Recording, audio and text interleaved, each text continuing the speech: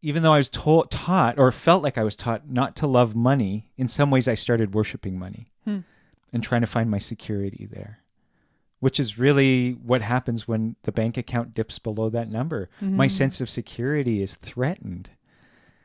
And in all of that, I actually forget who my real source of security is. Do you find yourself wondering if this is all marriage has to offer? Are you so busy and exhausted at the end of the day that your marriage is the last thing you have energy to think about? If you're wondering if God has more for your marriage, you've come to the right place. Welcome to the Living Marriages Podcast. My name is Aaron, pastor and marriage coach. And I'm April, spiritual director and marriage coach. Join us as we explore simple habits for building intimacy with your spouse while learning what it means to center your marriage on Christ. Well, hello and welcome as we enter into an important conversation in the area of marriage. One topic we haven't had yet a chance to chat about, and that is in the area of finances. Woohoo! April's very excited. Well, money is an important conversation topic for you and your spouse. According to one financial group's study that they did in 2024 on couples and money, they said that 45% of partners argue about money at least occasionally, and 25% of couples identify money as their greatest relationship challenge. Now, that's not really a surprise to you or me, April, because thankfully we haven't had a lot of money stress in our marriage, but talking to marriage folks, it seems that sex, finances, and in-laws are the huge areas where conflict can arise and where a lot of distress can happen in marriages. Yeah, in our marriage, we never had any arguments about money at the beginning. We also didn't really talk about money. No, we never much did. At the beginning. And part of that was probably because we were kind of landing somewhere in the middle. We didn't have too much to figure out what to do with. We didn't have too little that we were stressed out about it. And neither of us were super big spenders. And so it was something that we just we had what we needed and we didn't really feel like we needed to talk about it. That's true. And just kind of how it fell, how things worked out in our marriage was that I kind of just handled the finances. That was what I felt my role was. And it's interesting looking back over that. There were advantages to it. Like you said, it was not a stress point for us, but have certainly been disadvantages to where it's only been me looking after things. For one, I tend to get nervous about money. When we have above a certain amount in the bank account, I'm fine. Life is good. I have a rosy outlook. But when that number in our bank account dips below this imaginary number, this level that I set, then I start to get stressed. And you notice it. Oh, yeah. And it affects everything that happens. And somehow I suffer alone in this. I don't know if you, our listeners, are like that, where you have in your bank account just that one number. Everything above that feels good. When it goes below, you don't feel good. But that's how it's been for years like that. And I finally realized it's not healthy for me. And it's not healthy for our marriage, because what happens when I'm brooding over our finances by myself is I tend to get anxious and I tend to get resentful. And I get uptight because I don't know if I'm allowed to spend money on something or if I'm not allowed to. And it feels like that shouldn't be, as I'm saying that shouldn't be a word that comes up in marriage, to be allowed to do something. Exactly. You're using those words and I'm kind of squirming over here saying, well, no, it's not that I don't allow you or do allow, but it kind of feels that way. And we've never used that kind of language in our marriage, but it has manifested itself in that way. And so it's really ripe breeding ground for the enemy when you have resentment, when you have mistrust, miscommunication.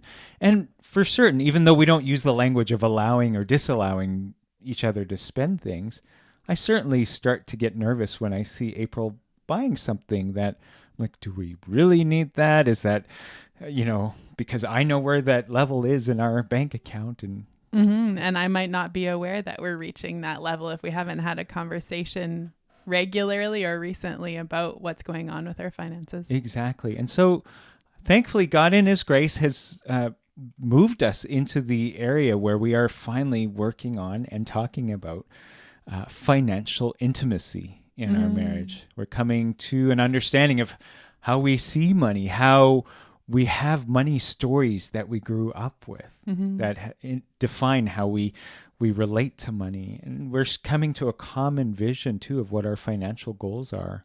And I'm thinking, like, as you're saying the word intimacy, financial and intimacy kind of feel like two words that don't go together. And I think that's because often conversations about finances are not actually very fun. That's true. And intimacy is a word that especially since it's often equated with sexual intimacy, it feels like it should be something fun. That's right. But here's the thing, is we've been working on our financial intimacy, and we'll define that in just a second. It has been fun.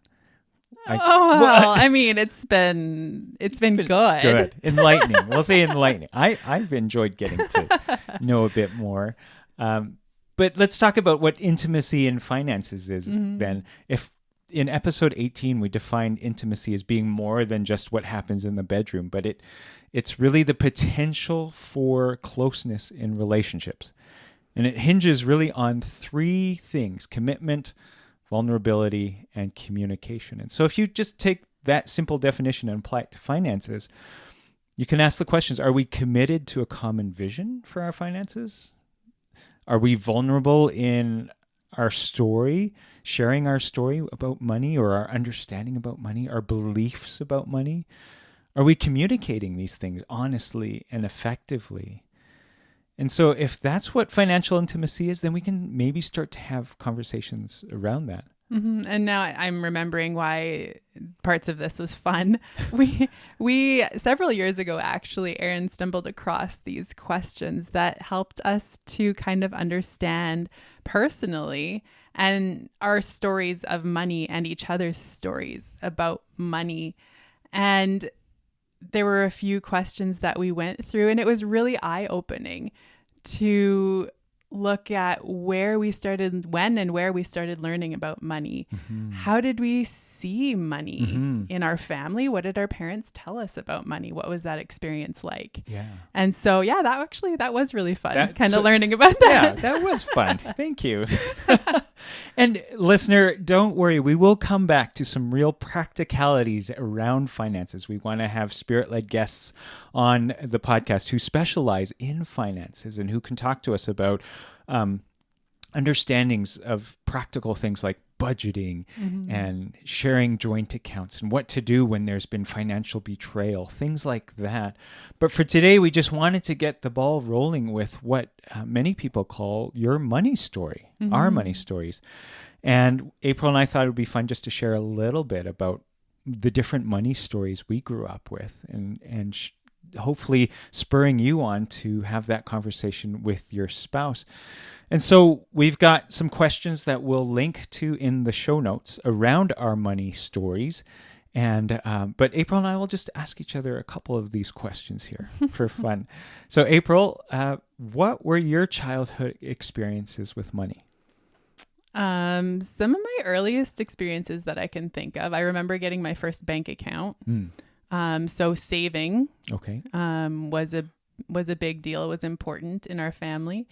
I also remember, so my father was an entrepreneur. He had his own business, and he was very intentional about giving his kids the opportunity to be entrepreneurial as well. Right. And so I remember as a young kid, I had a bread baking business. Yes. I sold to other homeschool families, some of which I've spoken with recently, and they remember it.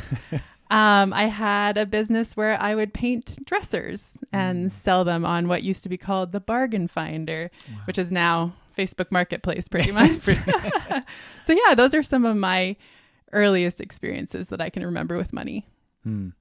For me, some of my childhood experiences with money, I don't remember a lot. And honestly, I think that's because my parents always seemed to provide for us. So that was my experience. Okay, I shouldn't say I don't remember a lot. I do remember them saying we don't have much, but we always felt provided for.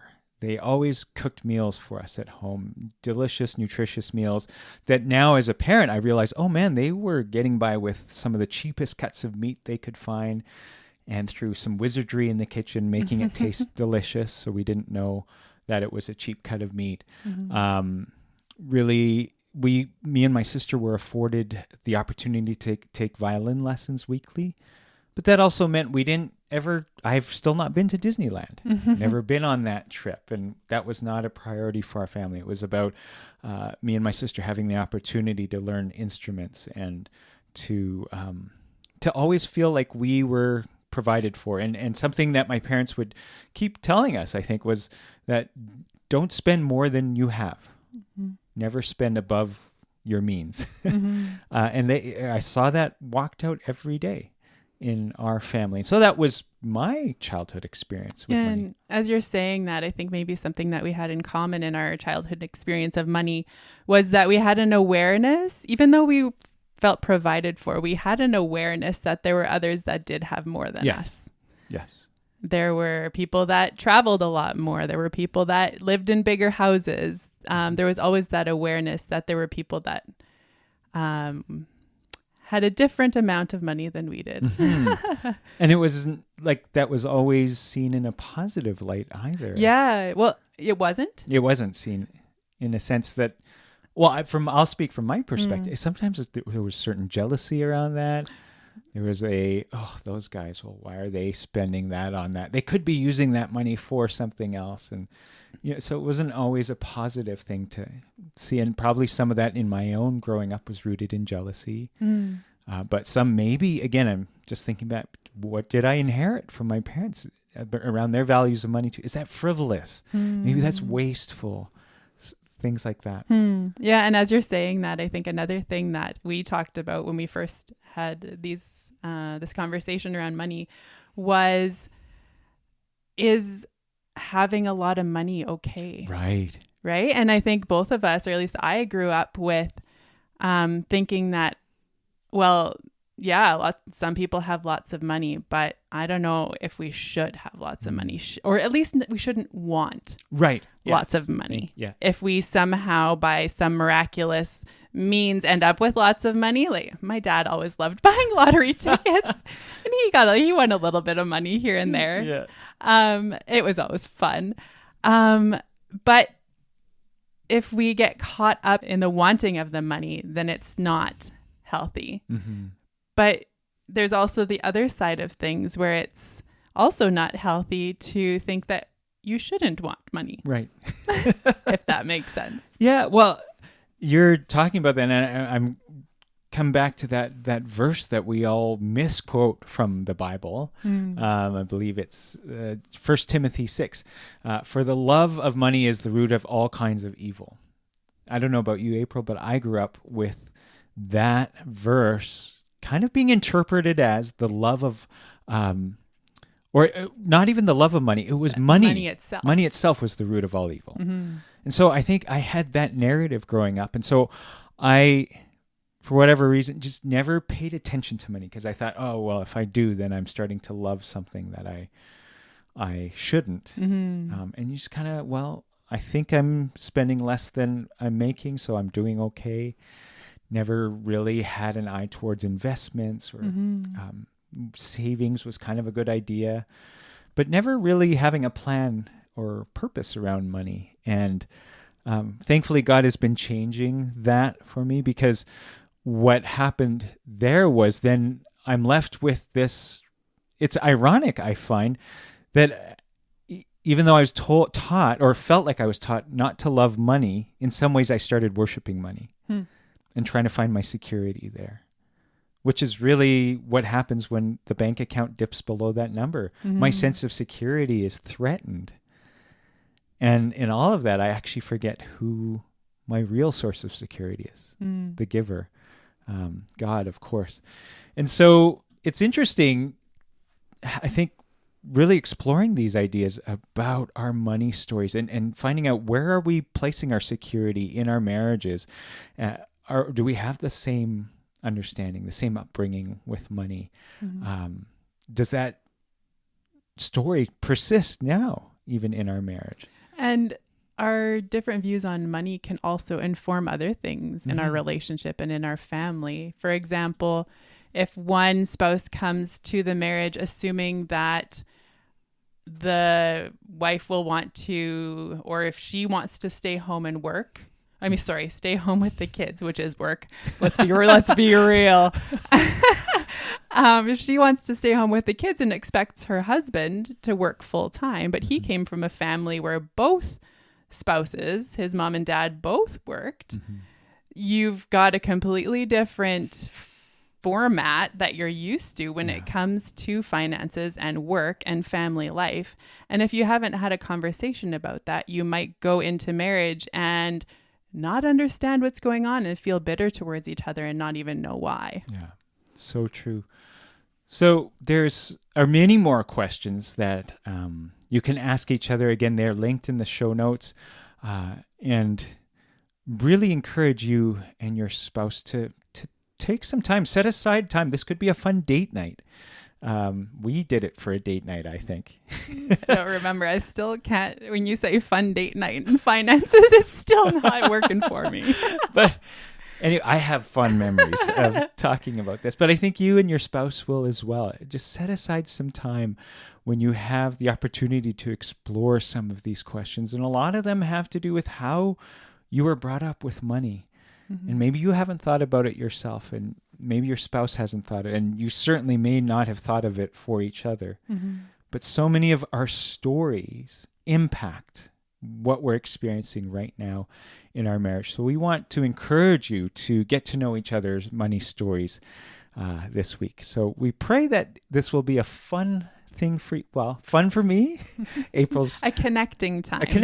Yeah, we pray that this will be a fruitful and connecting time for you and your spouse. And do join us for our Thursday thought as we pray around some of these issues. And I know that for many of us, myself included here there's still an ongoing journey with money and learning to trust God, that He truly is the source of all that we have. And so we'll pray through that in our Thursday thought. And as well, as I mentioned, stay tuned. We will invite on guests who have a lot of wisdom and expertise to lend us in the area of finances so that we can be good stewards and we can have good conversations around money. God bless. Thank you for the privilege of journeying with you today as we seek God's best for our marriages. Before you go, if you've been blessed, challenged, or inspired by what you've heard today, please bless us by hitting the follow button, leaving us a review on Apple Podcasts or Spotify, and sharing this podcast with family and friends. You can also support this nonprofit podcast by making a charitable donation at our website, livingmarriages.com. Until next time, praying the life, intimacy, and connection of God's love over you and your marriage.